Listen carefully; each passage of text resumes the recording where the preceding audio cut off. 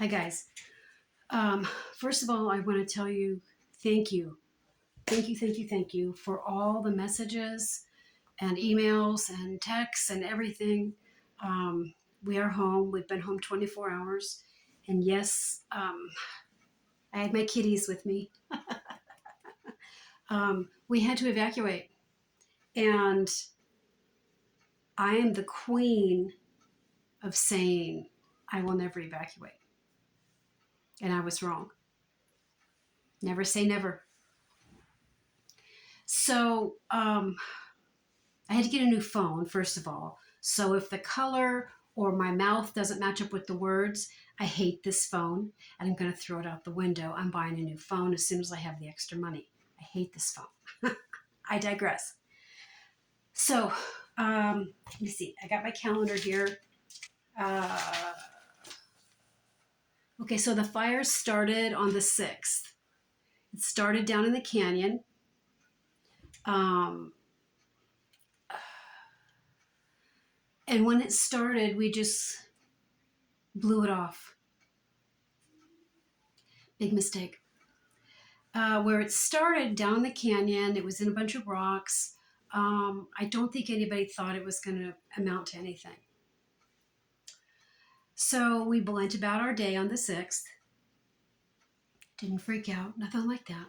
By that night, I went out onto the deck off of our bedroom just to see if I could see anything. And there was about a 200-foot wall of flames. I freaked out, came running in the house. We all went up to the road because we could hear the fire trucks. We went up to the main road. There was about 300 or more firemen up there. And we just stood there with our mouth hanging open like a couple of dopes. The trees are 90 to 100 feet tall, and then flames shooting off of that lit up the sky, and it was headed straight for us. So we went up, we talked to the firemen, our sons went with us, there was a bunch of neighbors up there. This was a pre-evacuation. It was just a warning at this point. And we never leave on a warning. I mean, because we know it all, right?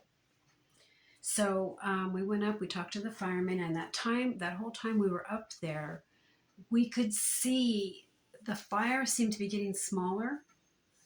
And we thought, well, maybe they have a handle on it or something. Seemed to be moving more towards the east. So we decided to stay. We spent the night. Stop. So we spent the night. Steve did not sleep the whole night. He was up the whole night. It was about 3 o'clock in the morning when I finally decided to fall asleep. And, excuse me, I'm still tired. So the next morning when we got up, the sky was black. Now it was a mandatory evacuation. And, us being know-it-alls, we thought, well, we have a C van. That's one of those big, huge cargo things that are on the back of 18-wheelers. They're in the big ships. That's what the big ships bring over, those big cargo containers. We have one of those. It's brand new. It has red bamboo flooring in it. It's retrofitted to withstand 5 hours of fire. And that's what we have all of our preps in. We've moved everything to the C van, and we were going to just wait it out in there. And if not, we have a pond. We were going to jump in the pond because, we know it all. So we started putting things in the car. Stop. And a couple hours go by, and we couldn't see our hand in front of our face. It was pitch black. And I couldn't breathe. My asthma was kicking in. I could not draw a breath. So Steve told me and our 2 sons, who are in their 40s, we got to get out of here. They have homesteads out here. And we told them, we got to get out of here. We can't stay here. So we left. We went up into a part of our town. We went to an area called the Kilns, Kilns. That's when the mill was going, and people put the cut wood in the kilns. They're cement lined. They're huge. They're like a big bay you can pull into. It's like when you go to get your car washed and you pull in there, except these were like 5 times bigger. So we followed our son. He knew where they were. We followed him. We kind of went off road, boonie crashing a little bit. Finally found the kilns. We each pulled into a bay, and we set up camp. That's where we were going to stay. We weren't. That's where we were going to stay. Um, we had let the chickens and stuff out, but we didn't let the horse out. She was still in her pasture. So the next morning, the fire was much worse, and Steve and our son drove up here to let her out. And within a very short time, they were back at the kilns, and they said, "Pack up, we're going home." I'm like, "What do you mean we're going home? It's mandatory evacuation." And I said, "The cops are going to stop us." And he said, "There's nobody on the road. Let's go." So we threw everything into the car, caravaned, all of us caravaned back up here, and we got in. Nobody stopped us. I told him, I said, "I'm not unloading my car." Excuse me. Oh, but I am putting more things in it. So we were home a few hours, and I was watching the smoke out my kitchen window. Um, it was black, but I was watching the distance between the smoke and the sun and our trees, just trying, because it was shrinking. That little window of blue sky was shrinking. So about 3 or 4 hours later, I mean, it became pitch black, and then here come the firemen pounding on the door. You have 1 minute to get out. 1 minute. Um, I started to go out to go to the pasture. He asked me where I was going. I said, "I'm letting my horse loose." "No, you don't have time. You have 1 minute." So our sons were in the house. They were hiding. We came back in. We told him we'll be right back. He says, I'm on your road. I'm going to see, I will see you leave." So we came in the house. We told our sons, "We got to go." And they're like, "Mom, we're not going." And I'm like, "What do you mean you're not going?" "We're not going, Mom. We're staying here. We have our quads. Our quads are loaded up. We have topographical maps that you've put in for your preps." He said, "We have the fire hydrant going. We've got the hoses. We're not leaving." He goes, "If it gets really bad, we will take off out of the south and we will find you." And I just broke down. There was no way I could pull out of my driveway with my children in the house. There's no way. And they forced us to leave. They said they were not going. I told my husband, "Make them go. Pick them up, put them in the car." I mean, they're 40 years old. And he said, "If I can't make them leave." And I said, "Then I'm not leaving." And everybody said, "Mom, you're getting the hell out of here." So I got in my car. Steve got in his truck. And as we pulled away, uh,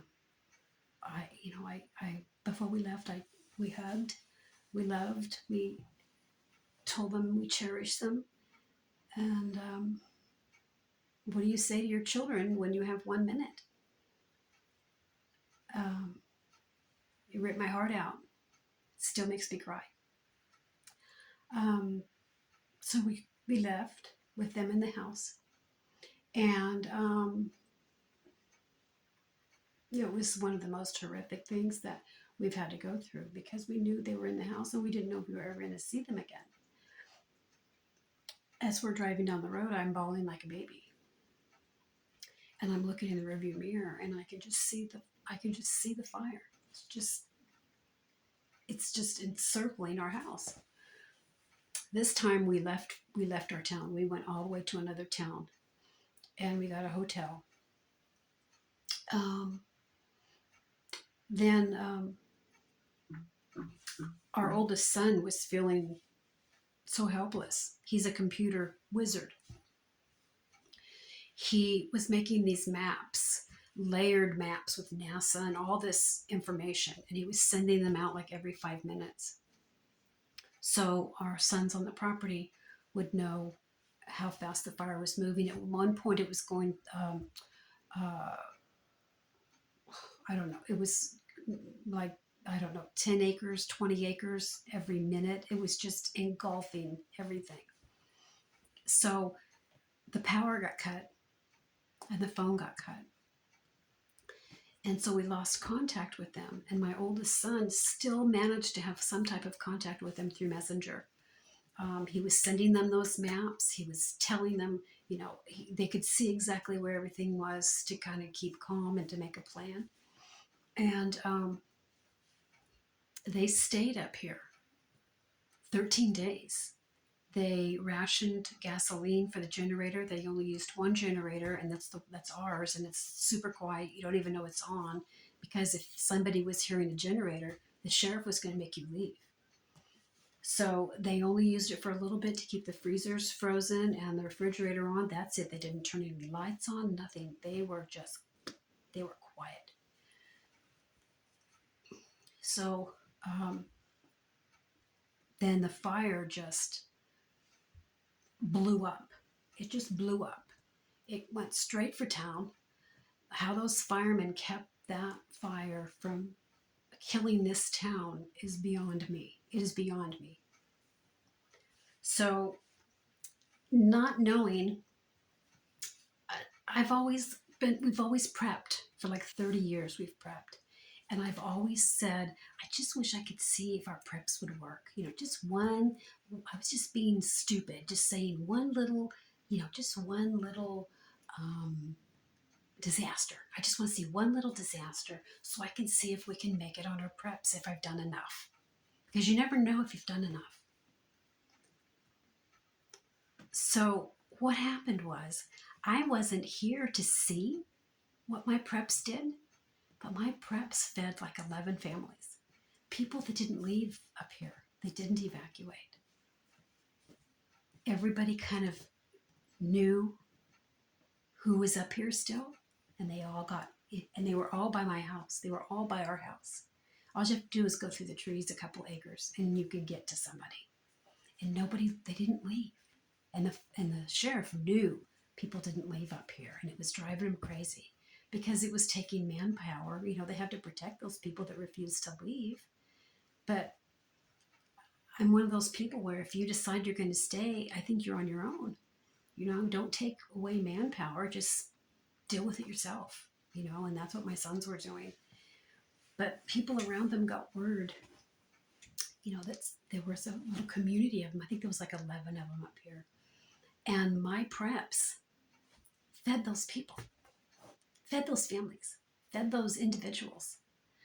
The water we prepped for, the freeze-dried food, the canned food, diapers, formula, and chocolate syrup, if you can believe it. Chocolate syrup. There is a man that lives about 3 acres from us, and he had cancer, and it took out all in here, all of his jaw. He's on a liquid diet, and he always adds Hershey's syrup to his liquid diet. It's like a real bland, I guess, I don't know, but he always adds Hershey's syrup to it. And he got word to our son, by the way, does your mom have any Hershey's syrup? And he said, yes, she has 2 cases of it. She cans it. And it tastes just like Hershey's syrup. She makes it herself. So our son snuck off through the bushes, took it over to his house, knocked on his door. Here you go. So he was like, seriously? Your mom has Hershey's syrup? He goes, my mom could open up a hospital. She has so much stuff. So our son made shepherd's pie one night for everybody. They were exchanging stuff. My son needed a cigarette, which is nasty. Somebody else had a cigarette, and we had grape juice. So, so everything that we've prepped worked. It worked. I just wasn't here to see it. My preps kept our sons alive, food-wise. It kept neighbors in food. They shared gas because we had extra gas. They shared gas. They shared water. They shared topographical maps that I had. Anything anyone needed, we had. extra batteries, flashlights, extra handheld police scanners, CB or scanners, radio scanners. We had extra. Everybody profited, not profited. That's not the right word. Everybody, what's the word I'm looking for? Everybody survived through what we had. Now, granted, my supplies are way low, so I have a lot of stocking up to do. I have a lot of canning to do and freeze drying to do. But just because you don't see your preps working doesn't mean they're not going to work. So I was down in a hotel for 13 days, and trust me, it was not a nice hotel for 13 days. And everyone up here was reaping the benefits of our prepping. Extra blankets, extra pillows, extra beds. It just turned out to be something really cool. The fire wasn't cool, but me being able to help people, that was really cool. But when you say, I'm never bugging out, you might have to eat your words. And I ate my words. Because when that 200-foot wall of fire is staring at you, you're speechless. You're speechless. When we got home, the amount of ash that was inside the home was unbelievable. It was the ash was on clothes that were hanging in the closet. The ash was in dishes in the cupboard. The ash was on beds that weren't used. The ash was on the toilet. There was ash everywhere. The ash on the mantle was unbelievable. It was all over my oil lamps. It was everywhere. It just seeped in everywhere. So for the last 24 hours, I have stripped all the beds. I have stripped all the clothes out of all the closets. I have stripped all the clothes out of all the dressers. I have stripped the towels out of both bathrooms. I have stripped all the hand towels and stuff out of the kitchen. Those are all being washed right now. I don't use a dryer, and it's raining, so I've got 4 clotheslines up in the house, and it's so cold we have a fire going in the fireplace. How weird is that? Plus, I'm washing all the dishes, load after load after load in the dishwasher. I washed all the walls with my Swifter mop, so those are all clean. I've washed all the windows, washed all the curtains. So slowly things are being put back. And the last thing I'm going to do is shampoo the carpet and mop all the floors. But don't ever say you're never going to bug out. Because you can make yourself out to be a liar. So we bugged out. Looking back now, we knew we could have stayed, but that fire horseshoed around our property, and it stopped. It stopped on our property. Not one leaf was burned. I don't know why. I don't know if it was divine intervention. I don't know what it was, but it stopped. It just completely horseshoed around our whole property. I prayed and prayed and prayed for Jesus to wrap his arms around our home and our children, and he did. He did. A lot of you are saying, oh, the wind changed direction. Yes, it did. But why?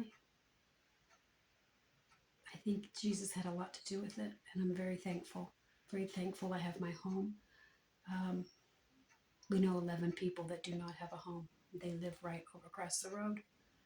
They lost their home. That's how close it came. It came, it was 0.83 of an acre away from us when we bugged out. 0.83 of an acre. And it was moving about, the last I heard was 10 acres a minute. I think that's what it was. Don't quote me. So it was 0.83 of an acre from our house when we bugged out. So when I looked in that rearview mirror, it was a ball of fire. So anyway, we are home. We're safe. We're trying to get everything back in order. And I got a lot of restocking to do. But we're here. Thank you for watching. And please subscribe.